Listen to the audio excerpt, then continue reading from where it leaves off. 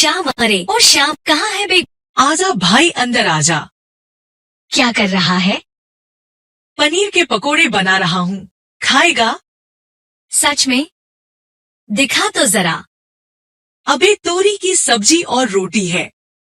अबे हट, तोरी की सब्जी कौन खाएगा? हम खाएंगे ना। और तुझे क्या लगा कि मैं सच में पनीर के पकोड़े बना रहा हूँ? हाँ, मुझे तो यही लगा था। अबे मेरे भोले चंद, हम गरीबों की किस्मत में पनीर के पकोड़े कहाँ? वो तो कभी कभी किसी की शादी में मिल गया तो खा लिया। हाँ यार, पिछली बार गोलू की शादी में खाया था। सुनना, तू भी जल्दी से ब्याह कर ले यार। क्या कहा? ब्याह क्यों? भाई तुझसे मेरी रईसी देखी नहीं जा रही है क्या? अबे तू ब्याह करेगा तभी तो पनीर के पकोड़े खाने को मिलेगा। अरे यार, मैं कहाँ से खिला पाऊंगा तुझे पनीर के पकोड़े? मेरी हालत तो तू देख ही रहा है। ले देकर बाबा का एक ही छोटा सा खेत तो है, बस उसी से काम चल रहा है। शादी करके क्या सुख दे पाऊंगा मैं किसी लड़की को? यह कहते हुए श्याम अपनी टूटी फूटी झोपड़ी की तरफ देखने लगा। कोई नहीं भाई, तो देखना कभी तो अपने भी दिन फिरेंगे। अच्छा, और अमीर बनकर क्या करेगा तू भाई? पनीर के पकोड़े की लाइन लगा दूंगा। सुबह पनीर के पकोड़े, दोपहर में पनीर के पकोड़े, फिर रात में भी पनीर के पकोड़े। और अगर रात में नींद खुल गई ना गलती से तो फिर से पनीर के पकोड़े। अबे बस कर, पूरी दुनिया के मटर और पनीर खत्म करके ही मानेगा क्या? नहीं यार, सच्ची में काश ऐसा होता ना कि एक जादू की छड़ी मिल जाती मुझे कि बस घुमाओ और मेरी हर मुराद पूरी हो जाती। जरा सोच के देख मेरे भाई, कितना बढ़िया हो जाता। फिर तो गुड्डू की बातों पर उसका बचपन का दोस्त श्याम बस हंसता रहा। इसके बाद कुछ बोला नहीं। असल में श्याम बहुत गरीब था तो हालत गुड्डू की भी अच्छी नहीं थी। दोनों के खेत आसपास ही थे। कई साल पहले उनके पिताजी एक साथ खेती किया करते थे और अब वो दोनों भी ऐसा ही कर रहे थे। फिर उसी दिन दोपहर में जब दोनों दोस्त अपने अपने खेत समतल कर रहे थे। सुन श्याम, अब की बार क्या बोएगा तू? गेहूं बोऊंगा भाई, गेहूं ही सही है। साथ में कुछ हो ना हो रोटी बनाओ और प्याज नमक के साथ खा लो। क्या हुआ, हंस क्यों रहा है? मैं सोच रहा हूँ पनीर के पकोड़े बो देता हूँ। सही है। सुन, जब उग जाए तो मुझे भी बुला लेना, मैं भी खाने आ जाऊंगा। श्याम भले ही पैसों से गरीब था लेकिन था एकदम जिंदा दिल। कमाल तब हो गया जब उसके खेत में इस बार गेहूं की अच्छी पैदावार हुई।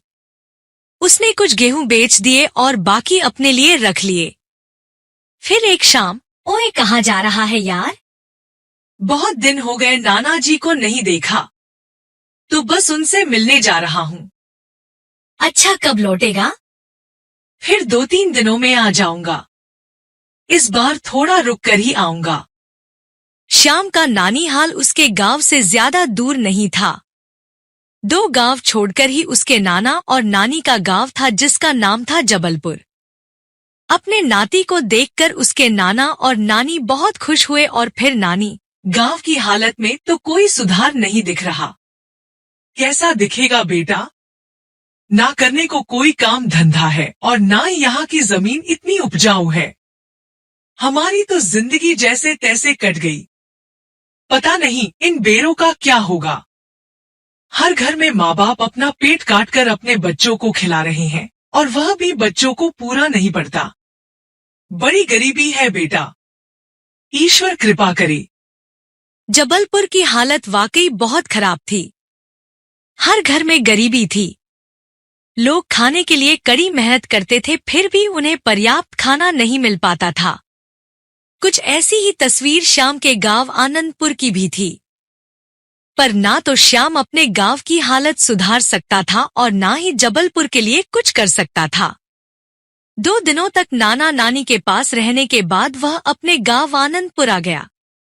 रात में उसने अपने लिए दाल रोटी बनाई और जैसे ही वह खाना खाने वाला था तभी उसे बाहर से किसी की आवाज। कोई है क्या?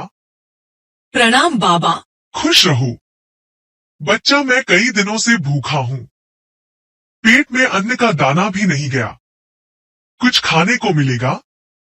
हाँ हाँ बाबा, आइए ना, आप यहाँ बैठिए।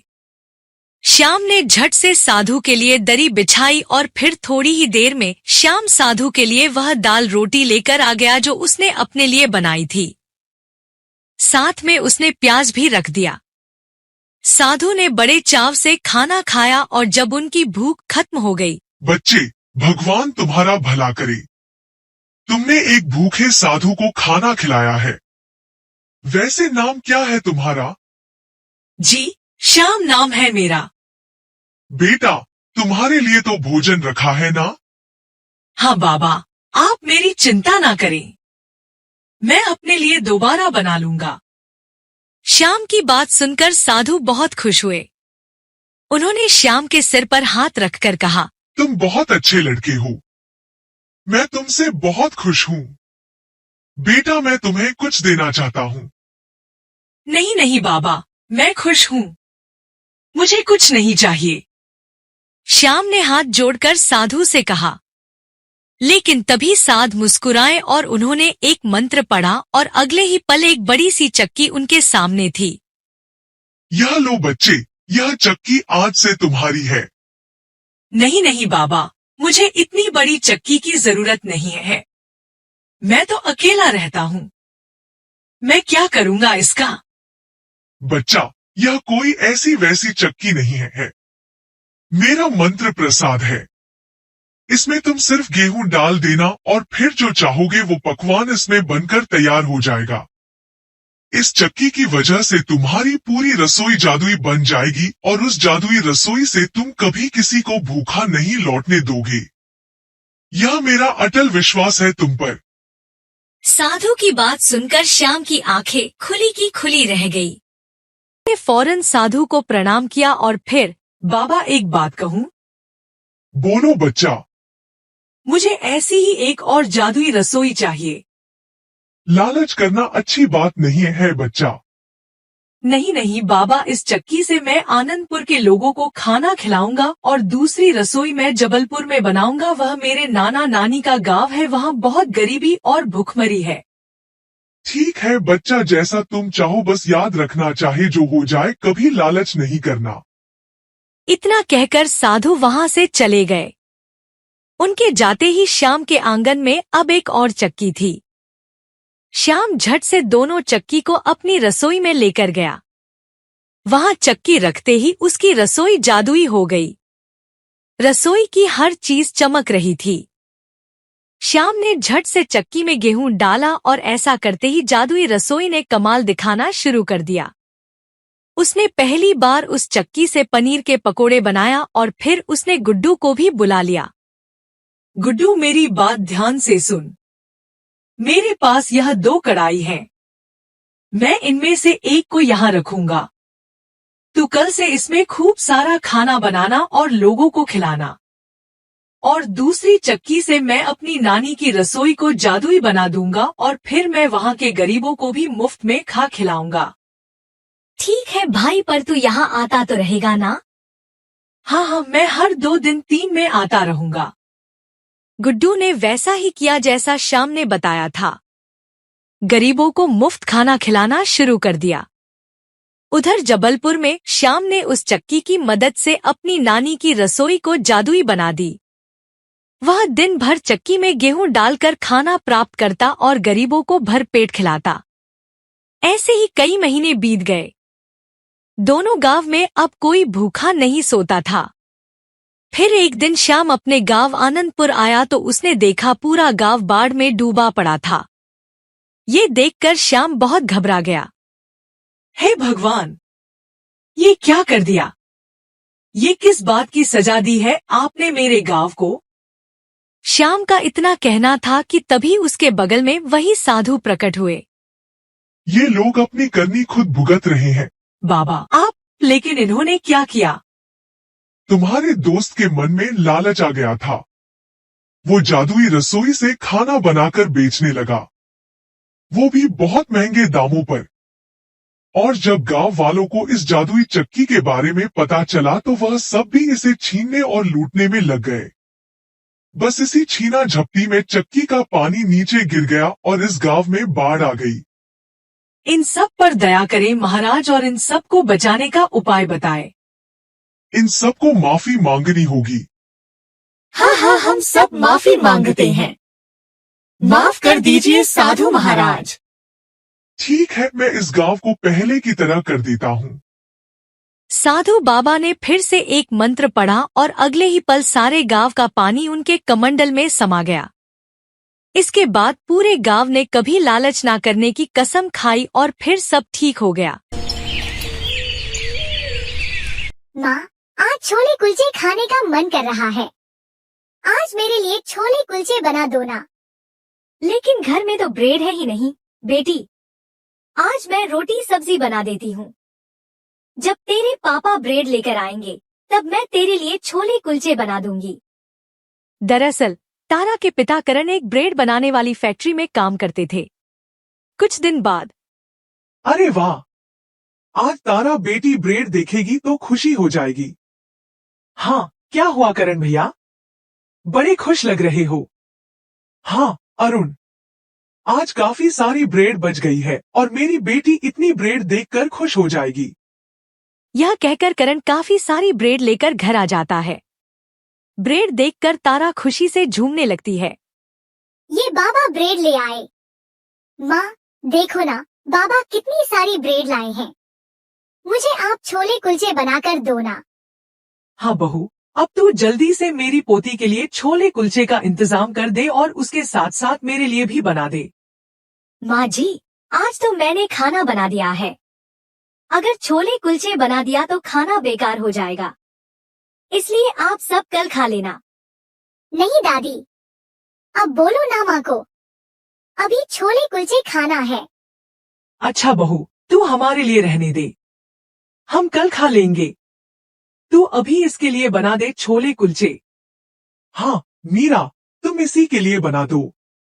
वैसे भी हमारे पास फ्रिज तो है नहीं जहां हम यह खाना रख सकें, और कल तक तो यह खराब हो जाएगा, इसलिए हम सब खाना खा लेंगे। बस तुम तारा के लिए बना दो, इसका बड़ा मन है। मीरा तारा को छोले कुलचे बनाकर देती है, जिसे खाते ही वह खुश हो जाती है। अगले दिन भी करण काम पर जाता है। काम पर जाकर उस रोज भी वह फैक्ट्री में ओवरटाइम कर रहा होता है। तभी अचानक फैक्ट्री में आग लग जाती है और करण व उसके साथ 3 अन्य लोग उस आग में झुलस जाते हैं। वहीं घर पर मीरा छोले कुलचे बना रही थी। मैंने छोले कुलचे बनाकर रख दिया है, अब बस जल्दी से वह आ जाए तो हम सब साथ में बैठकर छोले कुलचे खाएंगे। उन्हें इंतजार करते करते काफी देर हो जाती है। माँ जी, आप और तारा छोले कुलचे खा लीजिए, मैं बाद में उनके साथ खा लूंगी। सुबह ही वह कहकर गए थे कि आने में काफी देर हो जाएगी क्योंकि आज वह ओवरटाइम करेंगे। अच्छा ठीक है बहू, ला दे, हम दोनों दादी पोती खा लेते हैं। मीरा अपनी सास और बेटी को छोले कुलचे खाने को दे देती है। खाने के कुछ देर बाद वे सो जाती हैं। उधर मीरा रात भर करण के इंतजार में बैठी रहती है। बैठे बैठे कब उसकी आंख लग गई, उसे पता ही नहीं चलता। सुबह तड़के जब उसकी आंख खुलती है तो वह बहुत परेशान हो जाती है। करण को ढूंढने जैसे ही घर से बाहर निकलती है, देखती है कि फैक्ट्री के कुछ लोग करण की लाश लेकर उनके आंगन में रख देते हैं। करण की लाश देखकर उसके पैरों तले जमीन खिसक जाती है। नहीं नहीं, ये क्या हो गया मेरे पति को? कल तक तो ये सही सलामत थे, अचानक ये क्या हो गया? बहन, हम तो कल रात फैक्ट्री से समय पर चले गए थे, लेकिन करण और 3 लोग ओवरटाइम कर रहे थे। रात में शॉर्ट सर्किट होने से फैक्ट्री में आग लग गई, उसमें करण और अन्य लोग झुलस गए। हे भगवान, तूने यह अनर्थ क्यों किया? करण के जाने के बाद उसका पूरा परिवार शोक में डूब गया। मीरा की सास लता बड़ी हिम्मत वाली थी। वह अपनी बहू को समझाते हुए कहती है, अब बस भी कर बहू, आखिर कब तक तू यूं आंसू बहाती रहेगी? वह हमें छोड़कर जा चुका है।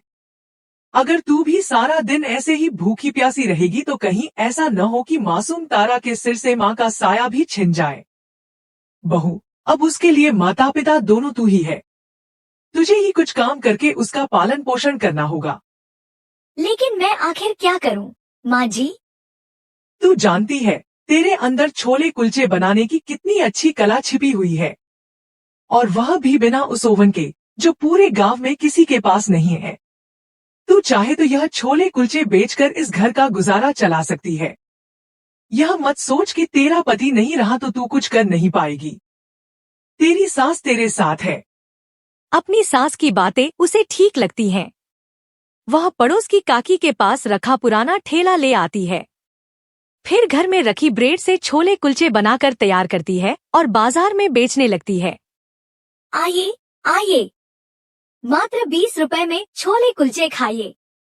तभी एक ग्राहक आता है। अरे वाह, केवल 20 रुपए में छोले कुलचे? बहन, मुझे भी देना। तुम नहीं जानती मुझे छोले कुलचे कितना पसंद है। इसे खाने के लिए मुझे शहर जाना पड़ता था, लेकिन अब अपने ही गांव में छोले कुलचे आ गया है, तो अब मैं इतनी दूर क्यों जाऊं? भाई साहब, आपकी बातों से लगता है कि आपको यह छोले कुलचे बड़ा ही पसंद है। मैं आपको निराश नहीं करूंगी। आप ये मेरे हाथ का बना छोले कुलचे खाइए। आप शहर के छोले कुलचे का स्वाद भूल जाएंगे। यह कहकर वह छोले कुलचे बनाकर उसे देती है।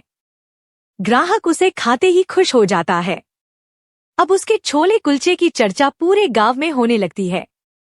गांव में छोले कुलचे जैसी चीज पाकर सब लोग बड़े ही खुश थे। मीरा की अब अच्छी कमाई होने लगती है। वह अपनी सास से कहती है, माँ जी, आपने सही कहा था। हमें खुद पर विश्वास होना चाहिए। यह लीजिए मेरी मेहनत की कमाई। इसे तू अपने पास रख, बहू। यह तेरी मेहनत है। सुबह से शाम तक वह ठेले पर छोले कुलचे बनाकर बेचने लगी। एक दिन उसके ठेले पर कुछ टूरिस्ट आते हैं और उसके हाथ का बना छोले कुलचे खाते हैं। वाह, यह तो कितना कमाल का है। आज तक हमने इतना टेस्टी छोले कुलचे नहीं खाया। शुक्रिया भाई साहब। मीरा के छोले कुलचे अब इतने फेमस हो जाते हैं कि लोग लंबी लंबी लाइन लगाकर उसके पास छोले कुलचे खाने आते थे। अब वह अपने घर की आर्थिक स्थिति काफी हद तक सुधार लेती है। वह एक बड़ा घर ले लेती है जिसमें हर सुख सुविधा होती है। साथ ही गांव में ही अपनी दुकान खोलकर उसमें छोले कुलचे बनाकर बेचने लगती है।